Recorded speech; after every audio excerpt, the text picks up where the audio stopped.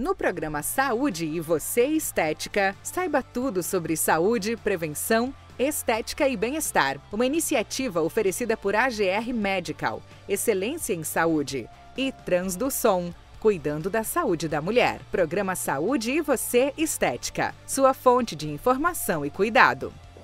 Bom dia, bem-vindo ao Saúde e Você, mais um programa de estética e hoje nós vamos falar sobre cirurgias.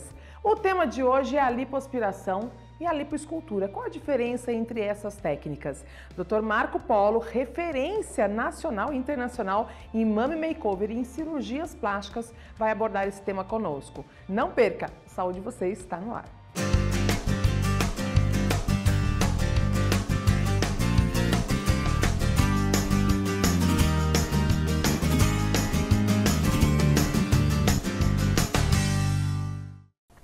E agora eu converso com ele que já esteve aqui no Saúde Você, uma referência nacional em algumas técnicas da cirurgia plástica, inclusive do Mummy Makeover. Hoje nós vamos começar a falar sobre cirurgias e a gente começa com uma que todo mundo quer saber: lipoaspiração. E para falar desse tema, Dr. Marco Polo. Tudo bem, doutor? Seja bem-vindo. Tudo bem. Feliz por estar aqui novamente, poder falar um pouquinho mais sobre cirurgia plástica. É um prazer. Agora nós vamos falar da lipo, que também é um tema muito perguntado, né? Acho que toda mulher tem vontade de fazer lipo, né, doutor? Sim, é uma das cirurgias plásticas mais realizadas no mundo. Mais realizadas no mundo? Agora, doutor, a lipo, até um entendimento. A lipo, ela começou, as pessoas fazendo a lipoescultura, aí depois entrou agora a lipo HD, lipo 3D. Qual a diferença da lipo de anos atrás para essa lipo de hoje? Com a criação das tecnologias, das inovações em relação à lipoaspiração, esses termos foram mudando um pouquinho. A lipoescultura é basicamente um procedimento que envolve duas cirurgias. A lipoaspiração, associado à lipoenxertia, que é a introdução de gordura em determinadas áreas. E com a evolução e desenvolvimento de técnicas e tecnologias que aumentam a retração de pele, a gente conseguiu observar o desenvolvimento de outras técnicas de lipoaspiração, que é a famosa lipoaspiração de definição, em que a gente consegue, através de técnicas e de aparelhos, melhorar o contorno corporal, fazendo definições musculares em que a gente não tinha a possibilidade de fazer isso antigamente. Doutora, a gente vê aí nas mídias sociais, né, algumas pessoas da mídia que fizeram a lipo HD e aí o público fica na internet, né? O público fica ali discutindo na internet. Agora eu vejo que realmente tem mulheres que ficaram com a barriga muito marcada, muito seca, assim, às vezes até meio que pra dentro.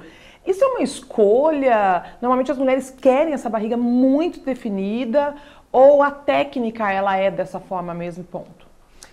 Depende muito do desejo de cada paciente, mas a lipo de definição, ela flutua no limite do natural e do artificial. Então a gente tem que ter muito cuidado quando vai realizar uma lipo de definição para não gerar esses aspectos mais artificiais, esses aspectos que não dão naturalidade ao corpo de cada paciente.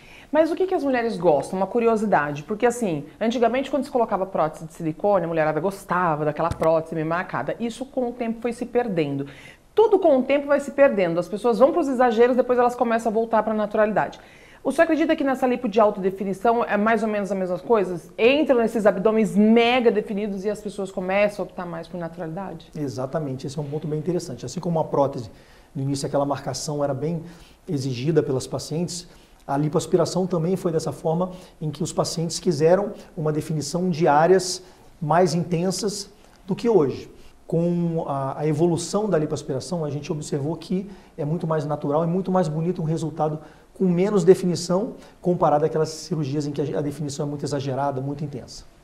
Agora me diz uma coisa, a pessoa quando vai fazer uma lipo, é muito importante ressaltar que ela não é para emagrecer, né? Às vezes o paciente chega no consultório querendo fazer uma lipo, o senhor percebe que o paciente na verdade está querendo perder peso?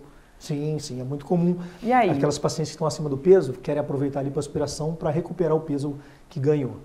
É muito importante saber que a lipoaspiração é um procedimento cirúrgico de contorno corporal, que faz parte das técnicas do Mummy Makeover, que é a cirurgia da pós-gestação. Então é interessante deixar claro para todo mundo que a cirurgia de lipoaspiração é para melhora do contorno e não para perda de peso.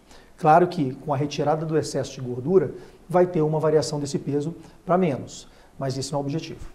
Quais são as principais recomendações antes do paciente fazer uma lipo, por exemplo? O paciente foi para o consultório, vamos fazer a cirurgia. Quais são as recomendações e para quem ela é indicada? A lipoaspiração é uma cirurgia como qualquer outra. Então todo cuidado a gente tem que ter para que a gente realize esse procedimento com segurança, que vai desde a consulta inicial a realização dos exames, o equilíbrio da saúde, que é para que a paciente possa entrar nesse procedimento nas condições mais adequadas. Tem uma pergunta interessante que veio da rede social. Afinal, o resultado pode ser revertido? Quais os cuidados que o paciente deve ter para manter uma lipo? Foi uma pergunta curiosa, porque, por exemplo, eu fiz lipo há X anos atrás. E eu tenho amigas que também fizeram e não engordaram nada. Eu perdi toda a minha lipo. O ganho de peso é um dos principais problemas na perda de um resultado cirúrgico. Mas tem pessoas que a gordura vai para outros lugares, mas a barriga continua chapada. Em áreas lipadas, geralmente esse ganho ele é posterior ao ganho de áreas que não foram lipadas. Então, inicialmente, com o ganho de peso, é muito comum observar o aumento das regiões que a gente não lipou e, por último, o ganho e a perda do resultado das regiões que a gente aspirou aquela gordura. Agora, uma coisa muito importante de se falar, eu falo muito isso nas redes sociais, eu chamo a atenção das pessoas, porque a rede social hoje, ela virou uma manipulação de uma certa forma, né? E eu acho até um ato muito irresponsável de muitas celebridades, muitos artistas que manipulam muitas imagens para parecerem perfeitas para os seus seguidores.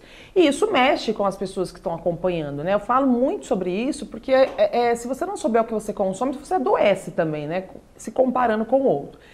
E aí a gente vê também muita informação na rede social. Como que o senhor enxerga isso hoje? É um mal necessário?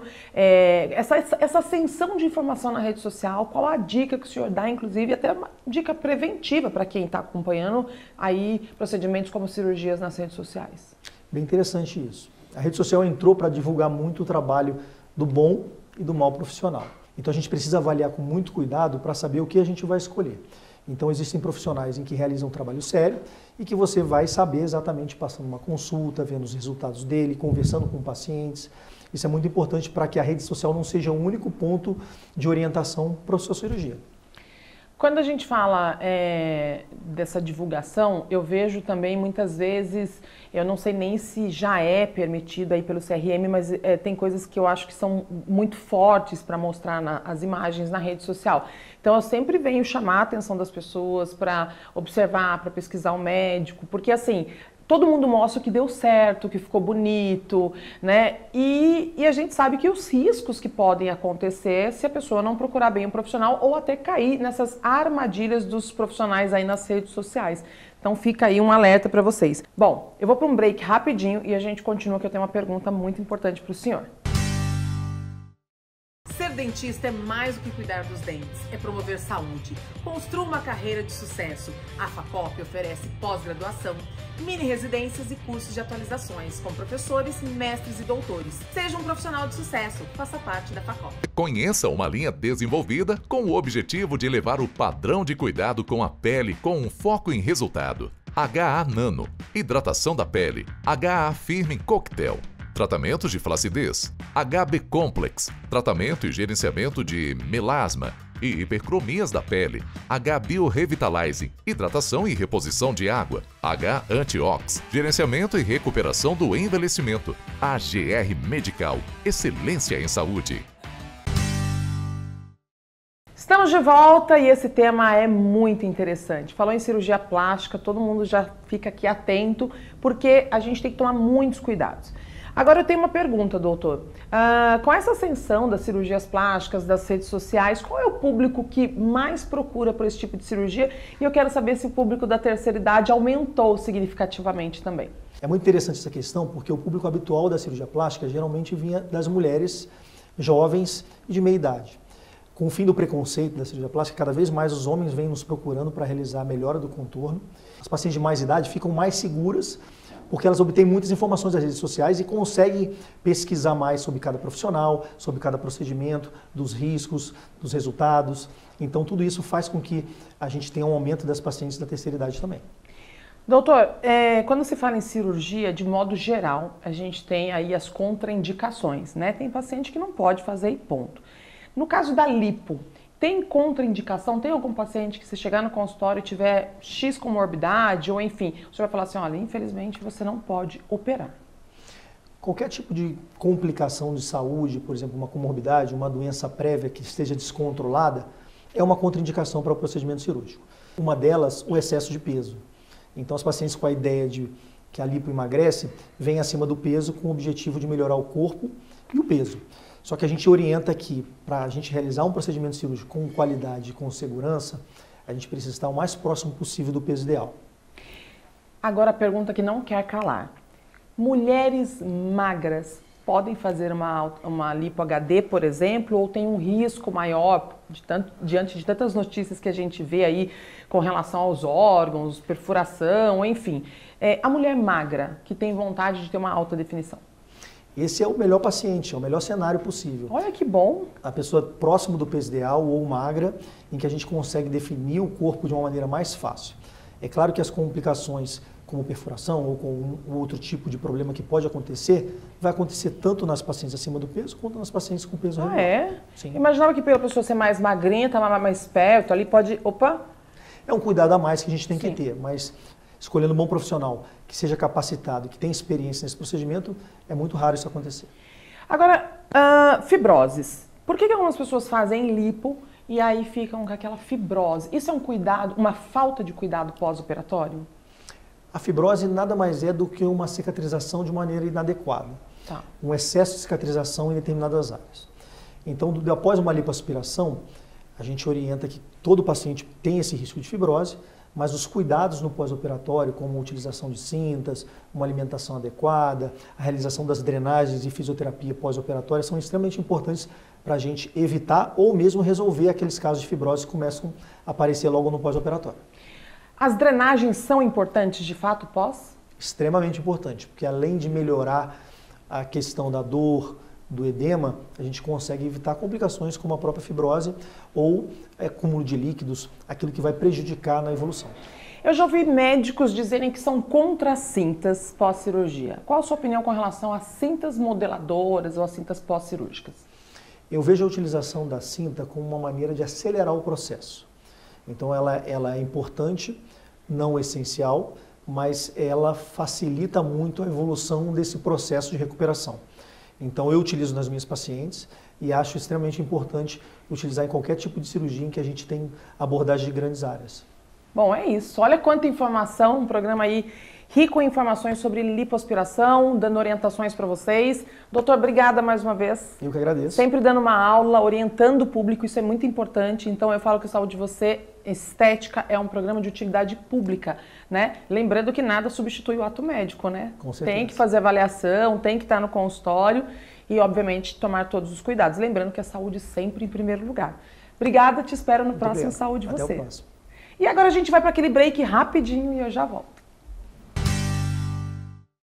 Na Transduson, cuidamos da sua saúde com carinho e excelência. Oferecemos uma ampla gama de exames essenciais, incluindo exames cardiológicos como eletrocardiograma, ecocardiograma, teste ergométrico, mapa, Holter e muito mais. Nossas unidades possuem localizações estratégicas, infraestrutura moderna e um ambiente acolhedor, garantindo total privacidade e conforto para você. Faça o seu check-up anual com a Transduson, sua parceira em saúde há 30 anos. Ser dentista é mais do que cuidar dos dentes, é promover saúde.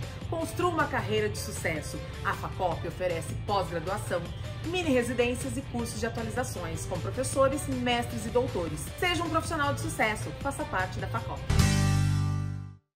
Chegamos ao fim de mais um programa e eu quero agradecer o carinho e a audiência de vocês. Lembrando de acompanhar o Saúde Você também nas redes sociais, programa Saúde Você, e também no canal do YouTube Saúde Você com Duda Rodrigues. E se quiser me acompanhar, dudarodrigues.oficial. Te vejo no próximo sábado às 7h45 da manhã.